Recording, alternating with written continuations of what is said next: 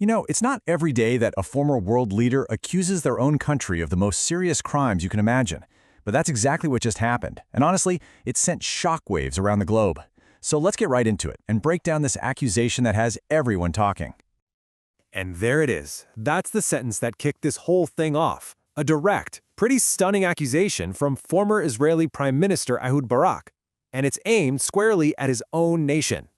So the big question is, why does this one single claim carry so much weight?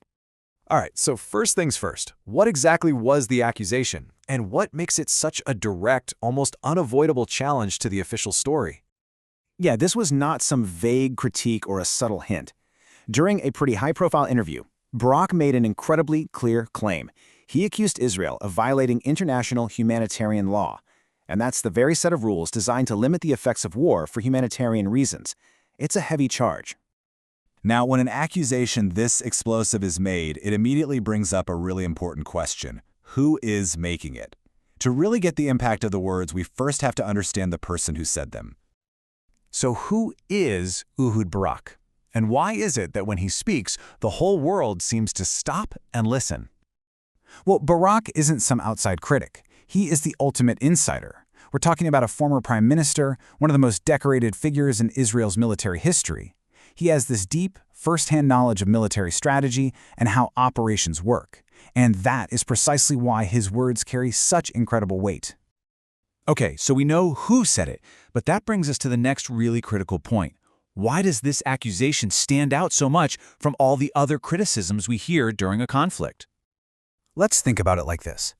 Criticisms from outside groups or political opponents, they happen all the time, and often they get dismissed as being biased or maybe just uninformed. But when that same accusation comes from a former head of state, an insider with a deep military and political resume, well, that's a whole different ballgame. It has a completely different level of credibility. You just can't ignore it. And it really all boils down to this simple fact. His words just carry immense weight. It's not just about what was said, it's about who said it. The background of the messenger, in this case, completely changes the impact of the message. Now, a statement this significant doesn't just fade away. No, it creates waves. So let's take a look at the immediate ripple effect it had all across the globe. The reaction was fast, really fast. First, Barak makes a statement. Right away, that leads to human rights organizations voicing some serious concerns. Then, that concern prompts governments to start calling for investigations. And just like that, what started as one sentence becomes a massive focal point of international debate. And all of this leads to one major outcome. Barak's accusation has dramatically intensified calls from all around the world for independent investigations into how this conflict is actually being conducted. So all of this leaves us in a really difficult spot, right? We're left facing this huge, unsettled question and a very challenging search for the truth. Just to make sure we're all on the same page here, let's quickly define the central term. A war crime is an action that's carried out during a war that violates the accepted international rules of war. It is an extremely serious charge. Look, an accusation of this magnitude, especially coming from someone like Barak, it doesn't simplify anything. In fact, it adds this whole new layer of complexity to what was already an incredibly challenging and difficult narrative. It just makes the path to a clear understanding even harder to find. So, where do we possibly go from here?